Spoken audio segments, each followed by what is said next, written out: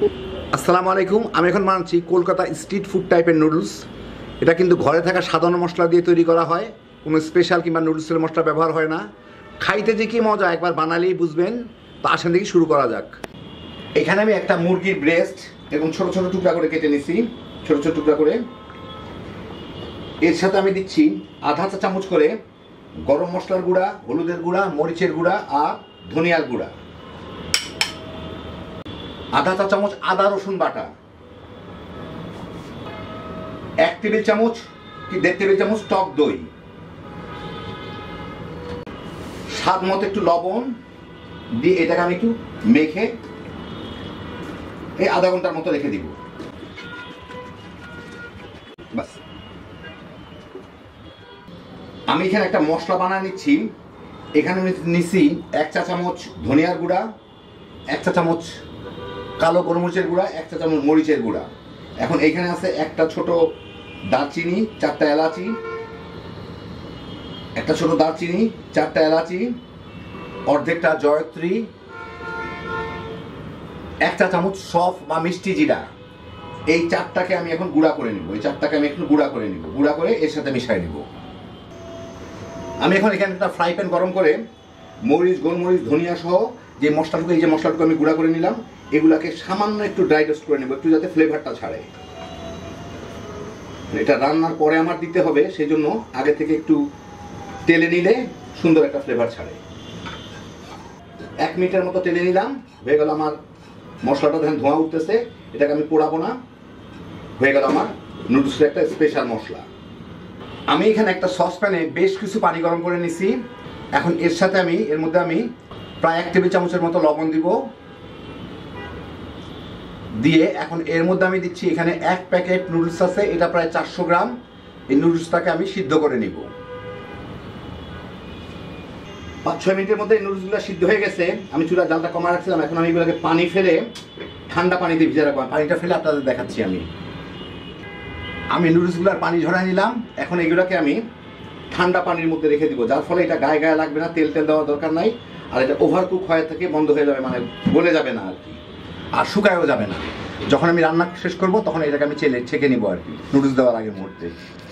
আমি এখন একটা কড়াইয়ে কিছু তেল গরম করে তার মধ্যে একটু ক্যাপসিকাম আর একটু পেঁয়াজ দিয়ে একটু ভেজে নিব, অল্প একটু সামান্য। ভাজা ভাজা করতে হবে না, পেঁয়াজটা জাস্ট একটু নরম হয়ে যাতে। এখন আমি এর মধ্যে একটু পেঁয়াজ একটু নরম হয়ে গেলে, কোষগুলা খুলে গেলে এর মধ্যেই ম্যারিনেট করা মুরগিগুলা দিয়ে দিব। দিয়ে এর সাথে মুরগিগুলোকে একটু ভেজে নিব। মুরগিগুলো সিদ্ধ হয়ে যায়, আমি মিডিয়াম আঁচে ভাজতেছি। এখন মুরগিটা ভালো মতো ভাজা হয়ে গেলে, সিদ্ধ হয়ে গেলে, দেখেন এই যে চাপ দিলে ভেঙে যাচ্ছে। আমি এখন এটাকে উঠায় নিব। এখন আমি সেই একই কড়াইয়ে সামান্য একটু তেল দিয়ে এর মধ্যে 1 টেবিল চামচ করে আদা রসুন কুচি দিব, দিয়ে একটু ভেজে নিব। আমি কিন্তু মাঝারি আঁচেই ভাজতেছি, মাঝারি থেকে একটু নিচে। আদা রসুনগুলো একটু ভাজা ভাজা হইলে আমি এর মধ্যে সামান্য একটু কাঁচামরিচ কুচি দিয়ে দিব, দিয়ে একটু কয়েক সেকেন্ড নাড়াচাড়া করে নেব। হালকা একটু ভাজা হইলে ভালো হয়। যাই হোক, ভাজা হইতে থাকুক। এর মধ্যে আমি দিয়ে দিচ্ছি কিছু পেঁয়াজ, কিছু গাজর শেড করা। এই দুইটা দিয়ে আমি একটু ভেজে নিব। গাজর আর পেঁয়াজটা হইতে একটু সময় লাগে, সেই জন্য এই দুইটা আগে দিলাম। প্রায় 3 মিনিটের মতো গাজর পেঁয়াজগুলো ভাজলাম। গাজর পেঁয়াজগুলো একটু নরম হয়ে আসলে এর মধ্যে আমি দিয়ে দেবো এখন পাতাকপি। একদম আমি পাতলা ঝুরি ঝুরি করে রাখছি, ওটা দিয়ে দিব। ক্যাপসিকামটা কিন্তু আমি শেষে দিব। পাতাকপিটা একটু ভেজে নিই। মিনিট 2-এর মধ্যে পাতাকপিটা একটু নরম হয়ে আসলে এর মধ্যে দিয়ে দিব আমি ক্যাপসিকাম, দিয়ে এর সাথে মিনিট খানেক ভেজে নিব। আর এই মুহূর্তে আমি দিয়ে দিচ্ছি স্বাদ মতো লবণ। আমি লবণ আগে দিইনি, কারণ লবণ আগে দিলে কিন্তু মিনিট খানেক ভেজে সবজিগুলো পানি ছেড়ে দিত। এখন এটাকে মেখে মিনিট খানেক ভেজে নিলাম। চুলার জালটা আমি এখন একদম কমায় দিব, একদম প্রায় নিভু নিভু জালে রেখে। এর উপরে আমি এখন দিয়ে দিব হচ্ছে এই নুডলসগুলা আমি ভিজা রাখছিলাম পানিতে, এইগুলো এখন পানি ছেঁকে এর উপরে দিয়ে দিব।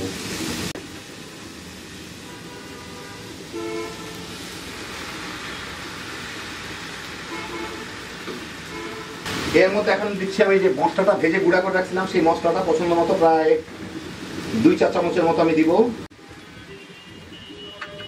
কিছু কাঁচামরিচ কুচি দিব, সয়া সস দিব প্রায় 1-1.5 টেবিল চামচের মতো, 2 টেবিল চামচ টমেটো কেচাপ দিব। টমেটো কেচাপ অথবা টমেটো সস যে কোনো একটা দিলেই হয়।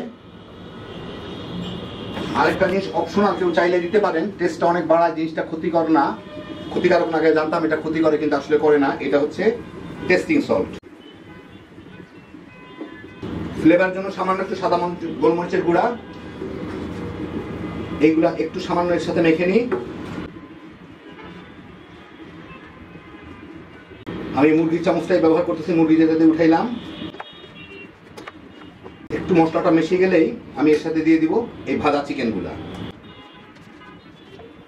তেল ঝোল যা আছে চেঁচে কুচে দিয়ে দিই, সবই ফ্লেভার। এর সাথে ভালো মতো মিশাই নেব।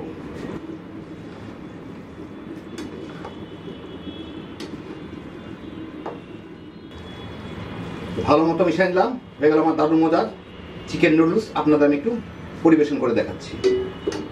তো এই দেখেন, হয়ে গেল আমার দারুণ মজার কলকাতা স্ট্রিট ফুড টাইপের নুডলস। যে মশলাটা আমি তৈরি করলাম নুডলসের মশলার বদলে এইটা দিয়ে একবার বানায় দেখেন, খাইতে যেটা এতখানি মজা হয়, না বানায় খাইলে বুঝবেন না। একদম অন্য রকমের টেস্ট, বাচ্চা বড় সবাই মিলে তামা তামা করে খায় ফেলাইতে পারবেন। ঘরে থাকায় সাধারণ মশলায় রান্না, হ্যাপি জোশের একটা আইটেম। আল্লাহ আপনাদের সবাইকে ভালো রাখুন, সুস্থ রাখুন, নিরাপদে রাখুন। ইনশাল্লাহ বেঁচে থাকলে আবার দেখা হবে। ফি আমানিল্লাহ।